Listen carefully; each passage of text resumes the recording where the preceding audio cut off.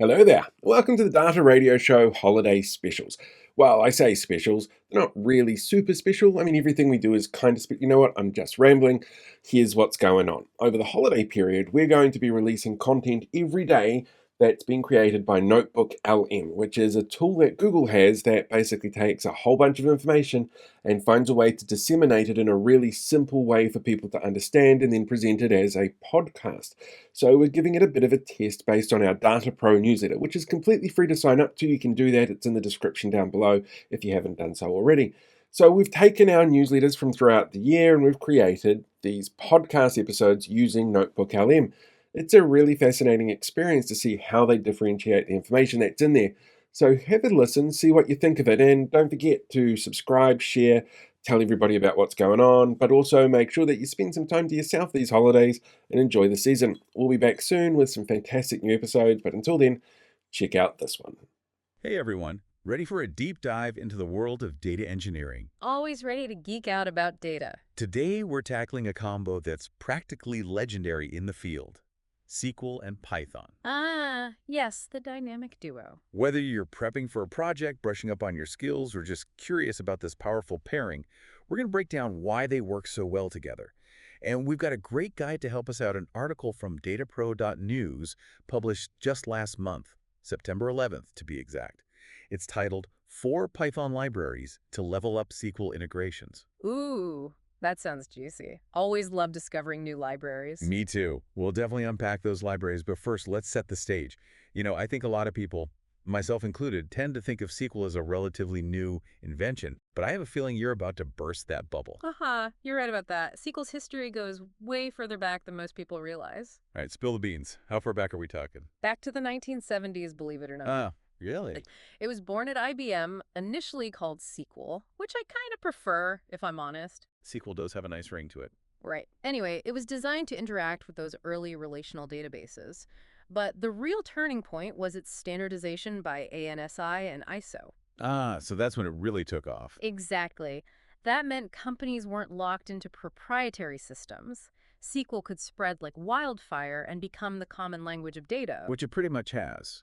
Even with all the talk about noticeable databases these days, SQL is still the foundation of the relational database world. Absolutely. It stood the test of time for a reason. Okay, so we've established that SQL has some serious staying power. But today's deep dive is about SQL and Python. What is it about this pairing that makes them so potent for data engineers? They just complement each other so well, bringing different strengths to the table. As we've seen, SQL excels at handling structured data, storage, retrieval, database design, ensuring data integrity. It's the bedrock, the foundation. It's like the reliable, solid base of any data-driven operation. Exactly. But then Python comes in. Think of it as your versatile toolkit, adding those superpowers that SQL might not handle as elegantly, like data transformation, for example. Cleaning, pre-processing, dealing with those inevitable inconsistencies, applying custom logic. Things can get messy, but Python makes it much more manageable. So SQL lays the groundwork, the foundation, and then Python swoops in to refine, polish, and make it all shine. That's a great way to put it. But there's even more to it. Python also opens up a whole world of advanced analysis and machine learning. Libraries like Pandas, NumPy, Matplotlib, they let you visualize data in a whole new way. And then there's the power of machine learning, right? With frameworks like scikit-learn and TensorFlow. Exactly. It's not just managing data anymore. You're extracting insights, building predictive models, really getting to the heart of what the data has to tell us. That's when things get really exciting. Absolutely. And of course, we can't forget about workflow automation. Python lets you build these efficient data pipelines, schedule tasks, handle errors. It's like the glue that holds your entire data engineering process together. It sounds like a match made in data heaven. SQL provides that structure and reliability, while Python brings the flexibility and the analytical muscle. Couldn't have said it better myself. But all this Python power hinges on specific libraries, and luckily, our article highlights 4 key players that every data engineer should know. Oh yeah, these are the heavy hitters, and each one brings something unique to the table. All right then, let's start unpacking them one by one. What's the first library on our list? First up, we have Squalchemy. And this one is a real game changer because it introduces this concept called object relational mapping.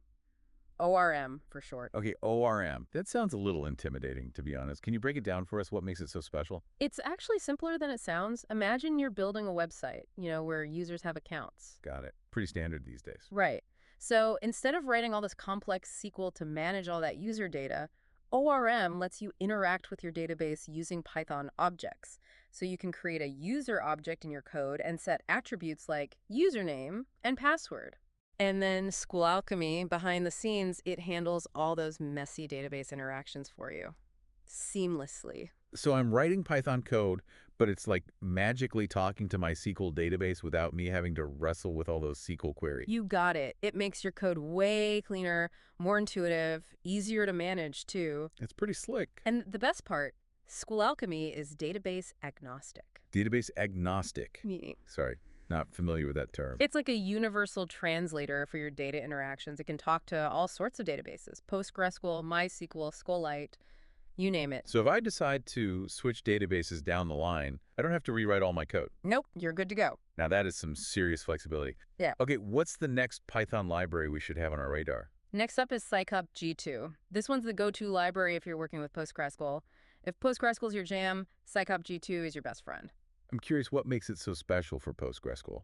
Is it all about speed? Speed is definitely a big part of it. Scicop G2 is known for its performance, especially when you're dealing with those massive data sets. But it's also designed to really unlock all of PostgreSQL's features. It gives you that fine-grained control and efficiency. So if I want to leverage all the cool stuff PostgreSQL has to offer, Scicop G2 is the way to go. Makes sense. Hmm. What about those of us who might be working with MySQL? Any standouts there? You bet. For a pure Python solution for MySQL, you can't go wrong with PyMySQL. This one's known for being lightweight and really easy to learn. So it's beginner friendly. Exactly. If you're just getting started with MySQL or you value a simple, straightforward approach, PyMySQL is a great choice. Simple and effective. Love it. Okay, last but not least, what do we got? Last but not least, we have Sclite 3. And this one's a bit unique because it comes built into Python. Built in. No extra installation required. Nope, it's ready to roll right out of the box. Perfect for local data storage, quick tests, or maybe those smaller projects where you don't need a full-blown database system. It's like the easy mode of the database world. You can just dive in and start building without having to commit to a whole system. That's a great way to think about it. All right, so we've got SQL Alchemy for versatility, Scicop G2 if we're looking for that PostgreSQL power, PyMySQL when simplicity is key, and Sclite 3 for that lightweight convenience. That's quite a lineup. I know, right? And the best part is you can choose the library that best suits your needs, your project, your database. There's a lot of power in that kind of flexibility. I'm already feeling more equipped to tackle my next data engineering challenge, that's for sure. But before we wrap up, I think it's important to step back for a second and consider the bigger picture. Always a good idea. The article, it focuses on all the great things about SQL and Python, all the strengths they bring to data engineers. But are there any downsides, any limitations that we should be aware of? That's a fantastic question, and an important one, too. It's easy to get caught up in all the excitement of these powerful tools, Oh, for sure. But it's probably wise to step back and look at the whole picture. The article we're looking at, it focuses on all the strengths of SQL and Python, all the amazing things they can do for data engineers. But are there any downsides, any limitations that we should be aware of? That's a really great question, and an important one. It's true that SQL and Python, they're an amazing combo, but they're not a one-size-fits-all solution for every data problem out there. One thing to think about, especially if you're just starting out in data engineering, is the learning curve. SQL and Python, they're both pretty powerful, and mastering both of them, well, that can feel a bit overwhelming, to be honest. It's like trying to learn two languages at the same time, right? Exactly. And even once you've got the basics down, there's always more to learn. New libraries are always popping up. Techniques are constantly evolving, so it's a continuous learning journey, which is exciting, but also a bit daunting sometimes.